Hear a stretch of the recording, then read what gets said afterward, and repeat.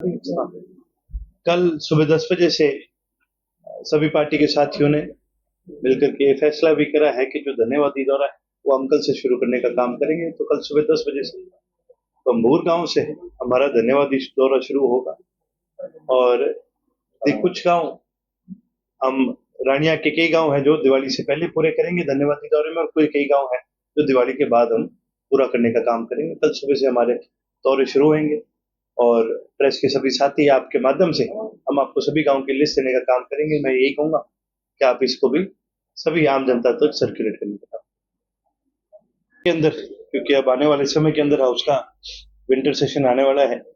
तमाम मुद्दे जो हल्के के रहे, जो आगे हाउस के अंदर जिन पे डिस्कशन होनी भी बड़ी जरूरी है, इन सारी बातों को लेकर के आज हमारी चर्चा हुई है सभी कार्यकर्ता साथियों से। किन किन बातों को, किन किन मुद्दों को आगे हाउस में उठाना प्राथमिकता पर जरूरी है। मुद्दे तो सारे जरूरी हैं, पर पहले प्राथमिकता किन मुद्दों को दी जाए, इन सभी बातों पर चर्चा हुई है। और साथ ही साथ हमारे धन्यवादी दौरों के जो कार्यक्रम है उस पर चर्चा हुई है।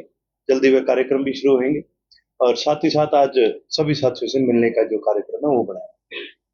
और देश में नायब सिंह सैनी के नेतृत्व में तीसरी बार भाजपा की सरकार बनी है, उसको लेकर क्या कहें?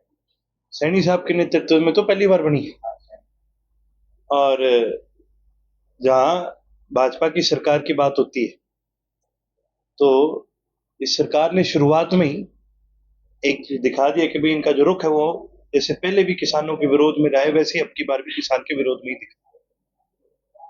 ये जो नई पॉलिसी बनी है जिसके तहत किसानों की एफआईआर काटी जाती है स्टबल बर्निंग के लेकर, और फिर 2 साल तक का, 2 सीजन तक का उन पे जो बैन लगाया जाता है, ये बहुत निंदनीय पॉलिसी है। आज इस सरकार को समझना बहुत जरूरी है कि कोई भी किसान अगर पराली को आग लगा रहा है वो कोई राज्य खुशी नहीं हो रहा। जितना पोल्यूशन कोई दिल्ली में, चंडीगढ़ में इनके घरों के ऊपर है, उससे कई ज्यादा पोल्यूशन हमारे गांव में भी है और हर गांव में खेत में है। लेकिन किसान को ये पोल्यूशन फैलाने के लिए नहीं करता, किसान की मजबूरी।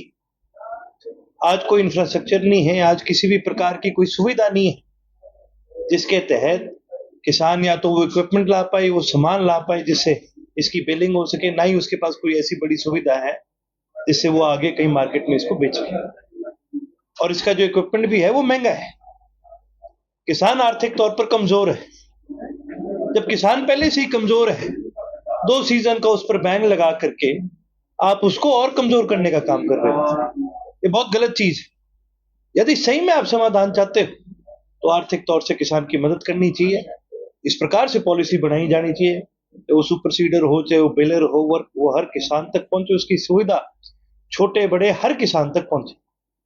और जब वो सुविधा आप हर किसान तक पहुंचाने का काम करोगे, इंफ्रास्ट्रक्चर देने का काम करोगे, तो कोई भी पराली को आग मेरे को नहीं लगता लगाएगा। अभी गेहूं बिजाई का समय है, किसान जो है खाल के लिए भटक रहे हैं। कल उचाना में किसानों पर लाठीचार्ज भी किया गया।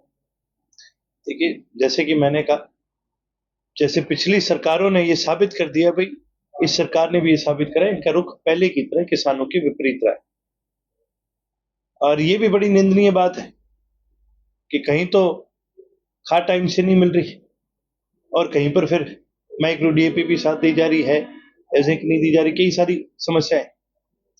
मैं तो आपके माध्यम से एक ही चीज कहूंगा कि हरियाणा प्रदेश के एकजुट होकर के इस सरकार का विरोध करना चाहिए, इस सरकार की नीतियों का विरोध करना चाहिए। और जहां जहां हमारी जरूरत पड़ेगी, हमने हाउस के अंदर ही तमाम प्रश्न लगाए भी, हमारी कोशिश रहेगी विधानसभा में इन मुद्दों को उठाने का भी काम करें और जल्द से जल्द किसानों के लिए कोई समाधान हो सके किसी भी प्रकार से। ये केवल एक सरकार नहीं है जिसके पास ताकत है, हमारे प्रदेश की आम जनता के पास ताकत इससे ज्यादा है। जहां प्रदेश की आम जनता इकट्ठी होगी तो इसका समाधान भी निकलेगा। और रानिया की जनता ने आपको विधानसभा में भेजने का काम किया। रानिया उपमंडल का जो बड़ी एक मांग रही है, अभी तक कदर नहीं क्या? देखिए, अभी तो महीना ही हुआ इस चीज को, लेकिन जैसे कि मैंने कहा कि ये प्रोसेस हमने शुरू कर रखे। मैंने जब चुनाव लड़ा था, रानिया शहर के अपने सभी साथियों को 3 बड़े वादे करके गया। एक नशा मुक्ति केंद्र का, ये मैं बनाने का काम करूंगा। दूसरा एक बड़ा वादा रानिया को उपमंडल बनाने का किया था, इसके ऊपर भी हम सरकार पे पूरा दबाव बनाने का काम करेंगे। और तीसरी एक बड़ी समस्या है रानिया शहर के अंदर पीने का नहरी पानी की, इसके ऊपर भी मैंने ये बात की थी और मैं जैसे पहले कहा वैसे ही आपको आगे भी कहूंगा। आने वाले 5 साल के अंदर अंदर ये तीनों वादे आपको पूरे होते हुए दिखाऊंगा। कांग्रेस अभी तक विधायक दल का नेता ही नहीं चुन पाई और इनेलो ने आदित्य देवीलाल को विधायक दल का नेता और आपको चीफ व्हिप बनाया है, तो आप विपक्ष की भूमिका किस प्रकार निभाएंगे? हमने विपक्ष की जो भूमिका है किस प्रकार से निभाई जानी चाहिए, हमने चौधरी अभय सिंह जी से सीखा। इस हाउस का रिकॉर्ड है कि पूरे हाउस में सबसे ज्यादा कॉलिंग अटेंशन मोशन अगर किसी ने उठाए, सबसे ज्यादा किसी ने स्टार्ट क्वेश्चन उठाए, तो चौधरी अभय सिंह जी हैं।